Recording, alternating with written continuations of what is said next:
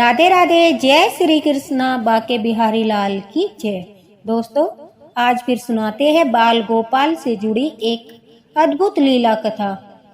यह इतनी अद्भुत लीला कथा है, भाव विभोर करने वाली है कि आप इसको सुनकर अपनी आंखों से आंसू नहीं रोक पाओगे। दोस्तों, जहां बाल गोपाल लड्डू गोपाल की सेवा करना हम अपना सौभाग्य मानते हैं। हमें लगता है कि ठाकुर जी ने हमें इस लायक समझा कि अपनी सेवा उन्होंने हमें दी है। वहीं दूसरी ओर हमारे समाज में कुछ ऐसे लोग भी हैं जो बाल गोपाल की सेवा को कठिन मानते हैं, बोझ मानते हैं। उन्हें लगता है बाल गोपाल की सेवा करना आसान नहीं है, उसमें काफी खर्चा लगता है, जबकि ऐसा बिल्कुल भी नहीं है। बाल गोपाल लड्डू गोपाल की सेवा करना बिल्कुल भी कठिन नहीं है। वह आपको नहीं कहते कि उन्हें 56 भोग का परोसना आवश्यक है। वह आपसे नहीं कहते कि उन्हें महंगी महंगी पोशाक पहनानी है। वह भाव के भूखे होते हैं, श्रद्धा के भूखे होते हैं। बाल गोपाल लड्डू गोपाल को जिस घर में भी प्रेम मिलेगा, भाव मिलेगा, श्रद्धा मिलेगी, उस घर में वह बड़े प्रेम के साथ रहकर खुशियां भर देते हैं। अरे, वह तो पूरी सृष्टि को चलाने वाले हैं, उन्हें भला हम क्या दे सकते हैं? वह खुद ही हमें देने वाले हैं, हम उनके लिए क्या कर सकते हैं? यह तो हमारा सौभाग्य है कि हमें उनकी सेवा मिल रही है। ठाकुर जी ने अपनी सेवा के लिए हमें चुना है और यह बात कुछ लोग नहीं समझते। चलिए सुनाते हैं आज की उनकी लीला कथा, जो अत्यंत ही भावुक करने वाली है। गाजियाबाद में विमला देवी जी रहती थी। विमला देवी और उनके पति, उनकी कोई संतान नहीं थी। दोस्तों, विमला जी हमेशा इस बात से परेशान रहती थी और आसपास के जो लोग थे वह उन्हें ताना भी देते थे। कोई उन्हें बांझ कहकर पुकारता था तो कोई उन्हें अपशगुनी कहता था कि देखो, इसको कोई संतान नहीं है। कुछ लोग होते हैं ना जो भाग्य को नहीं मानते और सारा दोष स्त्रियों पर लगा देते हैं, जबकि उन्हें नहीं पता कि जो विधाता ने भाग्य में लिखा है वही होकर रहता है। दोस्तों, विमला जी की शादी को 10 साल बीत चुके थे, लेकिन अभी तक भी उनकी कोई संतान नहीं थी और इस बात से दोनों पति पत्नी काफी दुखी रहते थे। लेकिन एक दिन ठाकुर जी की कृपा उन पर होती है और उन्हें बाल गोपाल की सेवा के बारे में पता चलता है। विमला जी को पता चलता है कि बाल गोपाल लड्डू गोपाल की सेवा करने से संतान सुख की प्राप्ति होती है। अगर हम ठाकुर जी की सेवा करते हैं तो वह पुत्र रूप में या पुत्री रूप में, किसी भी रूप में हमारे घर पर जन्म अवश्य लेते हैं, मतलब कि हमें संतान सुख अवश्य ही देते हैं। तो विमला जी ने यह बात सुनकर बाल गोपाल लड्डू गोपाल का विग्रह लाने का निर्णय किया और वो काफी खुश थी। वह बाल गोपाल लड्डू गोपाल जी का सुंदर सा विग्रह लेकर आती है और पूरे मन से, श्रद्धा से, भाव से, पूरी तपस्या के साथ उनकी सेवा में लग जाती है। दोनों पति पत्नी पूरी लगन से बाल गोपाल लड्डू गोपाल की सेवा करते हैं। उन्हें सेवा करते करते 2 वर्ष बीत जाते हैं, लेकिन तब भी उनके घर कोई संतान नहीं होती। लेकिन अब सबसे अच्छी बात यह थी कि विमला जी अब परेशान नहीं रहती थी। वह बाल गोपाल को ही अपना पुत्र मानती थी और बिना किसी स्वार्थ के अब वह उनकी सेवा कर रही थी। और जब हम बिना स्वार्थ के ठाकुर जी की सेवा करते हैं, पूरी श्रद्धा से उनकी सेवा करते हैं, तो तब वह अपनी कृपा बरसाते हैं। और विमला जी पर भी ठाकुर जी ने अपनी कृपा बरसाई।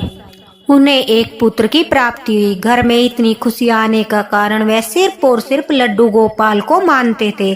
हमेशा कहते थे कि बाल गोपाल की कृपा से हमें बेटे का सुख मिला है। दोस्तों, देखते ही देखते विमला जी को 2 पुत्र होते हैं। समय बीतता जाता है। बाल गोपाल की भक्ति वह पूरे मन से करते हैं। दोनों पति पत्नी बाल गोपाल की सेवा करते हैं और घर में जो भी खुशियाँ आती उसका श्रेय बाल गोपाल लड्डू गोपाल को ही देते थे। धीरे धीरे विमला जी के दोनों पुत्र बड़े हो जाते हैं। दोस्तों, बड़े होने के बाद उनके दोनों बेटे अपनी पढ़ाई शहर जाकर करना चाहते थे, लेकिन उनके पास इतना पैसा नहीं था कि वह दोनों बेटों की पढ़ाई का खर्च उठा सके। लेकिन अपनी संतान की जिद के आगे माँ बाप को झुकना ही पड़ता है। किसी न किसी तरह से विमला जी के पति अपना घर गिरवी रखकर पैसों का इंतजाम करते हैं और दोनों बेटों को शहर पढ़ने के लिए भेज देते हैं। ठाकुर जी की कृपा से सब कुछ अच्छा चल रहा था। दोनों बेटों की अच्छी पढ़ाई के बाद अच्छी कंपनी में जॉब लग गई थी। एक बेटा मुंबई में रहता था और दूसरा बेटा दिल्ली में जॉब करने लगा। विमला जी और उनके पति गाजियाबाद में रहकर ही लड्डू गोपाल की सेवा कर रहे थे। माता पिता ने सोचा कि बेटे कमाने लगे हैं और अब बहुत सारा कर्ज भी ऊपर हो चुका है, लेकिन हमारे बेटे धीरे धीरे घर को छुड़ा लेंगे और सारा कर्जा चुकता कर देंगे।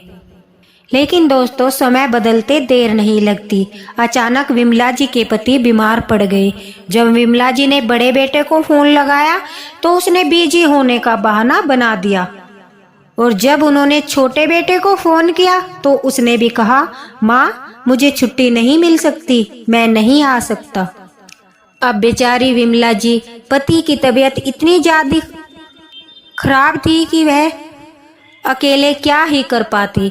आस पड़ोस के लोगों की मदद से वह उन्हें हॉस्पिटल ले जाती है, लेकिन उनके पति का देहांत हो जाता है। विमला जी के बेटे नहीं आए थे, इसलिए आस पड़ोस वालों ने ही विमला जी के पति का अंतिम संस्कार किया। अब 13वीं वाले दिन दोनों बेटे आए तो माँ दोनों बेटों से नाराज थी, लेकिन ज्यादा देर एक माँ अपने बच्चों से नाराज नहीं रह सकती। अपने बेटों को गले लगाकर एक माँ खूब रोई, अपना सारा दर्द आंसुओं में बहा दिया। 13वीं होने के बाद जब बड़ा बेटा जाने लगा तो दोस्तों, माँ ने साथ चलने को कहा, लेकिन उसने क्या कहा, अरे माँ अभी मेरा ही कुछ ठिकाना नहीं है, मैं तुम्हें कहाँ पर रखूंगा। दूसरे बेटे ने भी माँ को साथ ले जाने से मना कर दिया। अब विमला जी लड्डू गोपाल के सहारे ही अपना जीवन व्यतीत कर रही थी। वह जब भी मन भारी होता, बाल गोपाल लड्डू गोपाल के सामने बैठ जाती और अपने मन की सारी परेशानियां बाल गोपाल को कह देती, क्योंकि वह उन्हें अपना पुत्र मानती थी और अब वही उनका सहारा थे। एक दिन जिस ठेकेदार के पास उनके पति ने घर गिरवी रखा था, वह विमला जी के पास पैसे लेने आता है, लेकिन बेचारी असहाय स्त्री धन कहाँ से लाए। विमला जी ने कुछ दिन का समय मांगा और अपने बेटों को फोन लगाया, लेकिन बेटों ने पैसे देने से साफ इनकार कर दिया। विमला जी अब बाल गोपाल के सामने रोने लगी और कहने लगी, हे लड्डू गोपाल, हे बाल गोपाल, हे ठाकुर जी, तुम ही मेरा सहारा हो, जहाँ तुम ले जाना चाहो मैं चलूंगी। दोस्तों, लड्डू गोपाल ने अपना पुत्र होने का फर्ज निभाया। अचानक से वह ठेकेदार आता है और विमला जी से कहता है, आप जितना समय चाहो यहाँ पर रह सकती हो, मैं आपको कभी भी परेशान नहीं करूँगा। दोस्तों, यह लड्डू गोपाल की ही कृपा थी कि उन्होंने उस ठेकेदार का मन बदल दिया। विमला जी बीमार रहने लगी, लेकिन बाल गोपाल की सेवा करना उन्होंने कभी भी नहीं छोड़ा। बाल गोपाल की सेवा करते करते उन्हें अनुभव होते रहते थे, उनकी लीलाएं महसूस होती थी। वह सबको बताती थी, मेरे बाल गोपाल ने आज यह लीला की, मेरे बाल गोपाल ने आज वह लीला की। लेकिन आस पड़ोस के लोग उनकी बातों पर ज्यादा विश्वास नहीं करते थे। वह सोचते थे कि माँ जी की उम्र हो चुकी है, इसलिए उन्हें वहम होता है, यह तो मूर्ति है, यह कोई लीला नहीं करते। ऐसे ही 2 साल बीत गए। विमला जी का लड्डू गोपाल की सेवा करते करते वैकुंठ जाने का समय आ गया। और दोस्तों, एक दिन विमला जी इस संसार को छोड़कर हमेशा हमेशा के लिए वैकुंठ धाम चली गई। उनके जाते ही आस पड़ोस के लोगों ने उनके दोनों बेटों को खबर दी। दोनों बेटे आए और माँ का अंतिम संस्कार भी किया। घर को बेचकर ठेकेदार के पैसे देकर बाकी पैसे दोनों भाइयों ने आपस में बांट लिए। दोस्तों, विमला जी के बड़े बेटे ने शादी कर ली थी और वह अपनी पत्नी अनुष्का के साथ आया था। जब आस पड़ोस में रहने वाली औरतों ने और सुमन जी जो कभी कभी उनकी देखभाल करती थी, माँ जी की देखभाल करती थी विमला जी की, उन्होंने अनुष्का से विमला जी के लड्डू गोपाल देकर कहा, यह तुम्हारी सासू माँ के बाल गोपाल है, इन्हें साथ ले जाना। और वह इनकी सेवा करती थी। अब इनकी सेवा का दायित्व तुम्हारा है। बाल गोपाल लड्डू गोपाल को देखते ही अचानक से अनुष्का भड़क उठी और कहने लगी, मैं मूर्ति पूजा में विश्वास नहीं रखती और मैं इनकी सेवा नहीं कर सकती क्योंकि मुझे बहुत काम होते हैं, मैं बिजी रहती हूँ और इनकी सेवा के बारे में मैं कुछ नहीं जानती हूँ। यह कहकर वह झट से अपने पति की गाड़ी में बैठ जाती है और बाल गोपाल को वहीं पर छोड़कर चली जाती है। दोस्तों, अब आस पड़ोस में भी कोई बाल गोपाल लड्डू गोपाल की सेवा करना नहीं चाहता था। पता नहीं उन लोगों के मन में क्या आशंका थी, यह तो ठाकुर जी ही जाने, लेकिन कोई भी बाल गोपाल को अपने घर नहीं ले जाना चाहता था। तो सभी लोगों ने मिलकर यह फैसला किया कि इन लड्डू गोपाल जी के विग्रह को विसर्जित कर देते हैं। दोस्तों, यह बड़े दुर्भाग्य की बात है कि कोई भी ठाकुर जी की सेवा नहीं लेना चाहता था। पता नहीं आजकल के लोग सगुन अपसगुन पर ज्यादा ही ध्यान देते हैं। अब सुमन जी और उनके पति बाल गोपाल को लेकर हरिद्वार गए और वह लड्डू गोपाल जी को जैसे ही गंगा में विसर्जित करने लगे, तभी अचानक से एक विचित्र घटना हुई। वहां पर सीमा जी जो पटना में रहती है, वह भी हरिद्वार गंगा जी स्नान के लिए आई थी। वह बाल गोपाल को देखकर कहती है, आप इनको किस लिए विसर्जित कर रहे हो? तभी सुमन सारी बात बताती है और कहती है, विमला जी के जीवन में कभी भी कुछ अच्छा नहीं हुआ। अगर मुझे लड्डू गोपाल की सेवा करनी है तो मैं नया विग्रह लाकर बाल गोपाल की सेवा करूंगी, लेकिन इन विग्रह को हम विसर्जित करने आए हैं। तभी सीमा जी कहती है कि मैं इनकी सेवा करूंगी, आप विसर्जित मत कीजिए। मेरे पास पहले से ही एक बाल गोपाल लड्डू गोपाल है और मुझे इनकी सेवा के बारे में भी सब पता है। आप यह बाल गोपाल मुझे दे दीजिए। दोस्तों, सीमा जी कहती है कि पता नहीं, जब वह लड्डू गोपाल जी को गंगा जी में बस डालने ही वाले थे, विसर्जित करने ही वाले थे, अचानक से मुझे अनुभूति हुई कि कोई मुझे पुकार रहा है। जैसे ही मैं पीछे की तरफ मुड़ी, मतलब कि वह दूसरी तरफ मुंह करके स्नान कर रही थी, और जैसे ही उन्हें अनुभूति हुई तो सीमा जी ने पलट कर देखा तो उन्हें जो है सुमन जी के हाथ में बाल गोपाल लड्डू गोपाल जी दिखे। वह कहती है कि लड्डू गोपाल जी को देखते ही उनके प्रति अचानक से मेरे मन में भाव उत्पन्न हुआ।